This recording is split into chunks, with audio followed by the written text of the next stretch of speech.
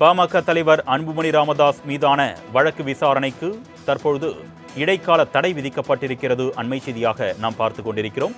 இதுகுறித்த கூடுதல் விவரங்களை செய்தியாளர் கிருஷ்ணமூர்த்தி வழங்க நாம் கேட்கலாம். வணக்கம் கிருஷ்ணமூர்த்தி, இந்த வழக்கு விசாரணை தொடர்பான கூடுதல் விவரங்கள். வணக்கம். அரியலூரில் டால்மியா சிமெண்ட் நிறுவனத்திற்கு சொந்தமான சுண்ணாம்பு கல் சுரங்கம் உள்ளது. இதனால் அப்பகுதியில் சுற்றுச்சூழலுக்கு பாதிப்பு ஏற்படுவதாக பாட்டாளி மக்கள் கட்சியின் தலைவர் அன்புமணி ராமதாஸ், வழக்கறிஞர் கே பால் உள்ளிட்டோர் சுரங்கத்திற்குள் நுழைந்து செய்தியாளர்களை சந்தித்தார்கள். இது தொடர்பாக டால்மியா நிறுவனத்தின் பொது மேலாளர் ராஜா ரஞ்சித் சிங் அளித்த புகாரின் அடிப்படையில் அன்புமணி ராமதாஸ் மற்றும் அவரின் ஆதரவாளர்கள் மீது கயர்லாபாத் காவல்துறையினர் வழக்கு பதிவு செய்தார்கள். இந்த நிலையில் அரியலூர் நீதிமன்றத்தில் உள்ள இந்த வழக்கின் விசாரணைக்கு தடை விதிக்க கோரியும் வழக்கை ரத்து செய்ய கோரியும் அன்புமணி ராமதாஸ் மற்றும் வழக்கறிஞர் கே பாலு தரப்பில் சென்னை உயர்நீதிமன்றத்தில் மனு தாக்கல் செய்யப்பட்டிருக்கிறது. இந்த வழக்கு நீதிபதி ஜெகதீஷ் சந்திரா முன்பு விசாரணைக்கு வந்தபோது காவல்துறை தரப்பில் பதில் மனு தாக்கல் செய்ய அவகாசமானது கோரப்பட்டது.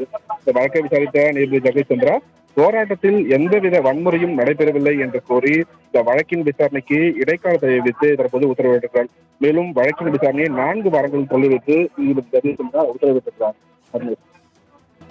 பாமக தலைவர் அன்புமணி ராமதாஸ் மீதான வழக்கு விசாரணைக்கு தற்பொழுது இடைக்கால தடை விதிக்கப்பட்டிருக்கிறது. அண்மை செய்தியாக நாம் பார்த்துக் கொண்டிருக்கிறோம்.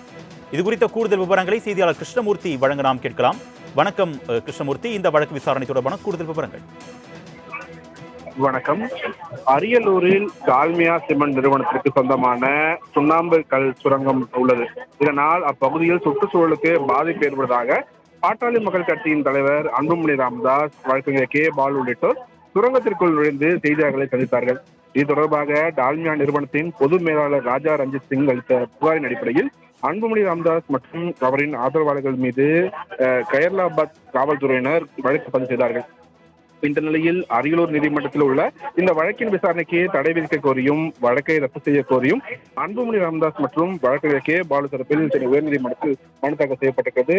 இந்த வழக்கு நீதிபதி ஜெகதீஷ் சந்திரா முன்பு விசாரணைக்கு வந்தபோது காவல்துறை தரப்பில் பதில் மனு தாக்கல் செய்ய அவகாசமானது கோரப்பட்டது. இந்த வழக்கை விசாரித்த நீதிபதி ஜெகதீஷ் சந்திரா போராட்டத்தில் எந்தவித வன்முறையும் நடைபெறவில்லை என்று கூறி இந்த வழக்கின் விசாரணைக்கு இடைக்கால தடை விதித்து தற்போது உத்தரவிட்டிருக்கிறார். மேலும் வழக்கின் விசாரணையை 4 வாரங்கள் தள்ளிவிட்டு நீதிபதி ஜெகதீஷ் சந்திரா உத்தரவிட்டிருக்கிறார். கூடுதல் விவரங்களுக்கு நன்றி கிருஷ்ணமூர்த்தி.